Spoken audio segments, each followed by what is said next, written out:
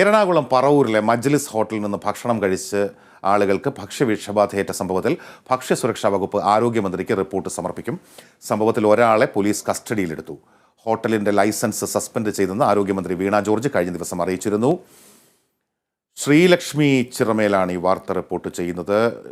ശ്രീലക്ഷ്മി ചിറമല, ഏറ്റവും പ്രധാനമായി ഇപ്പോൾ ഏറ്റവും ഒടുവിൽ നമുക്ക് ലഭിക്കുന്ന വിവരങ്ങളിൽ പറവൂരിൽ നിന്ന് വീണ്ടും പഴകിയ ഭക്ഷണം പിടിച്ചെടുത്തു എന്നൊക്കെയുള്ള വാർത്തകൾ വരുന്നു. കുമ്പാരി ഹോട്ടൽ എന്നൊക്കെയാണ് നമുക്ക് വാർത്തകൾ കാണാൻ കഴിഞ്ഞത്. അതേസമയം തന്നെ ഈ ഭക്ഷ്യവിഷബാധ ഉണ്ടായതുമായി ബന്ധപ്പെട്ട് ഹോട്ടലിന്റെ ലൈസൻസ് സസ്പെൻഡ് ചെയ്തടക്കമുള്ള കാര്യങ്ങളും വരുന്നു. എന്തൊക്കെയാണ് കാര്യങ്ങൾ?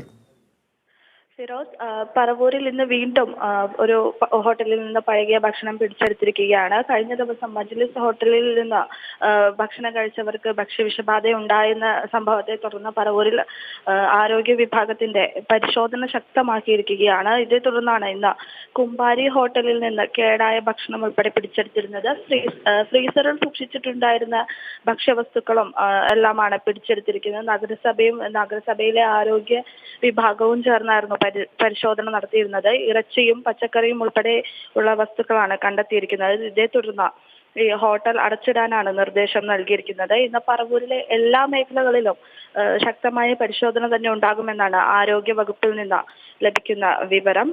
അതുപോലെ തന്നെ കഴിഞ്ഞ ദിവസം ഭക്ഷ്യവിഷബാധയുണ്ടായ മജ്ലിസ് ഹോട്ടലിലെ ഒരാളെ കസ്റ്റഡിയിലെടുക്കുകയും ചെയ്തിരുന്നു.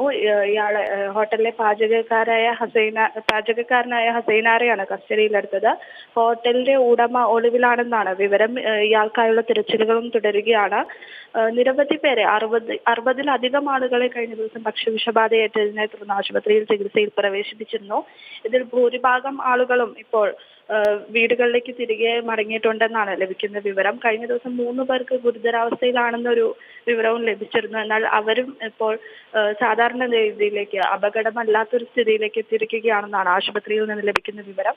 സംഭവത്തിൽ പോലീസ് അന്വേഷണം ആരംഭിച്ചിട്ടുണ്ട്. ശ്രീലക്ഷ്മി ചിറമലയാണ് ഈ വാർത്ത റിപ്പോർട്ട് ചെയ്യുന്നത്. അതെ.